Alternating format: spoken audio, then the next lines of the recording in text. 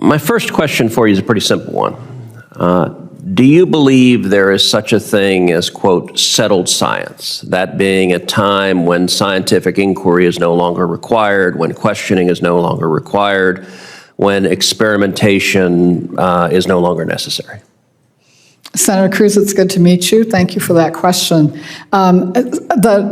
The enterprise of science is one of inquiry, and over time there are fields where the scientific consensus emerges. It's been tested under a broad set of circumstances, and it starts to feel immutable. It never really fully is, but that is the nature of scientific inquiry, is to continue to ask those questions and to examine any topic from all perspectives.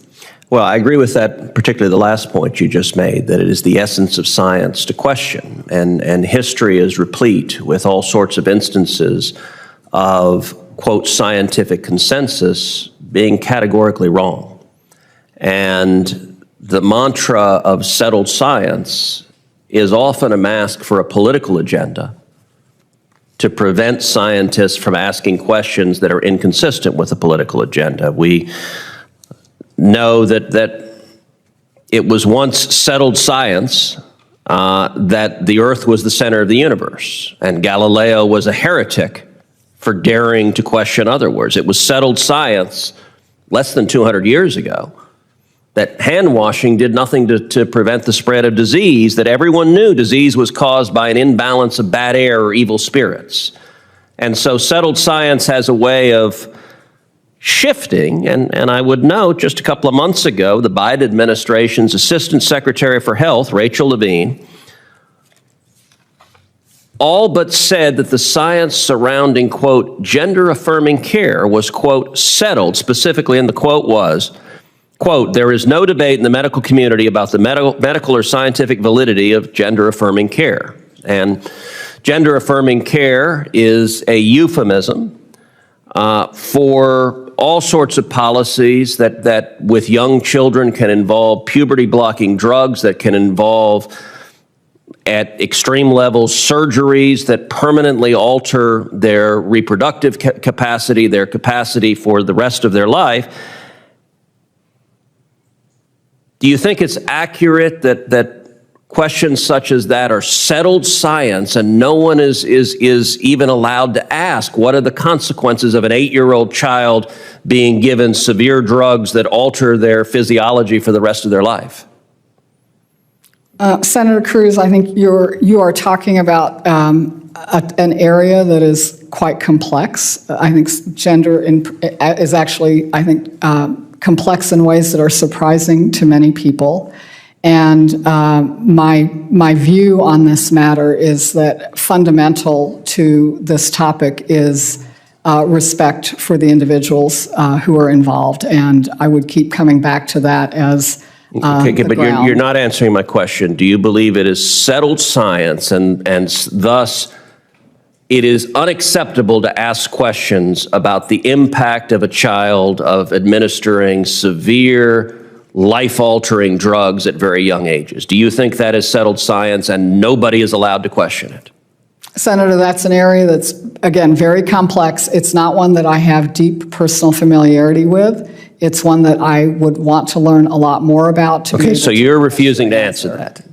But it ought to be really easy. Of course, you can ask questions about what's the impact of giving life-altering drugs to kids. That is not a complicated, I can tell you, if I go home to Texas and I get 100 people in a room, I promise you 99 of them will say, well, of course we ought to ask a question about that.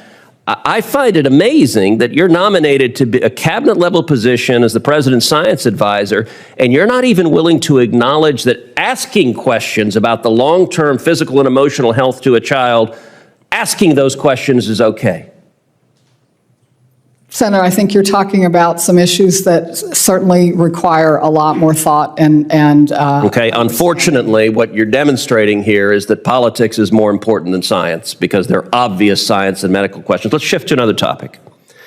OSTB has done a lot of work under President Biden on energy and climate, and there may be no area of science that is more politicized than energy and climate.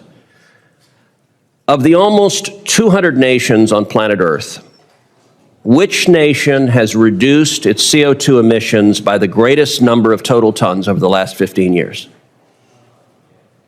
Senator Cruz, I would probably want to look at the data to give you a complete answer to that. I know the U.S. has been very good at reducing our emissions after having a long history of being the greatest emitter. Okay, the complete answer is the United States of America, which has reduced our CO2 emissions by more than 600 million metric tons in the past 15 years. And my last question, because my time has expired, what is the principal cause of the United States leading the world in the reduction of CO2 emissions? And there is an objectively correct answer to this.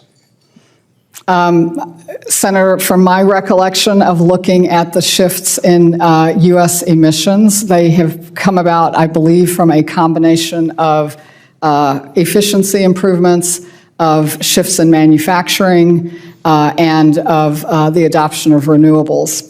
Okay, that answer is scientifically false. The answer for the principal cause of the reduction of CO2 emissions is the substitution of natural gas for coal in the production of electricity. That is objective, it is scientific fact, and it is dismaying to me that your answer to this committee is the political answer rather than actually talking about science and data and facts.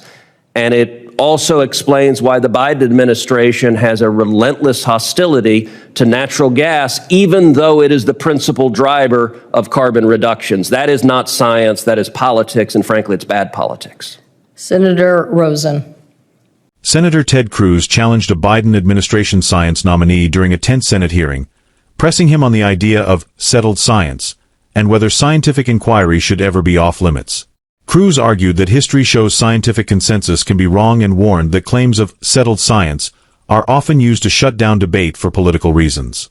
He pointed to recent statements from the administration asserting there is no medical debate over so-called gender-affirming care, including the use of puberty blockers and surgeries for minors. Cruz repeatedly asked whether such policies should be open to questioning. The nominee declined to call the issue settled science, describing it instead as complex and outside his expertise. Cruz criticized the response, accusing the nominee of prioritizing politics over science and refusing to acknowledge that asking questions about long-term impacts on children is appropriate. The exchange then shifted to energy and climate policy. Cruz asked which country has reduced carbon emissions the most over the past 15 years, answering himself that it was the United States. When the nominee cited efficiency, manufacturing changes, and renewables as key factors, Cruz rejected the answer, stating that the primary driver was the replacement of coal with natural gas. Cruz concluded by accusing the administration of ignoring scientific data in favor of political narratives, particularly its opposition to natural gas despite its role in reducing U.S. carbon emissions.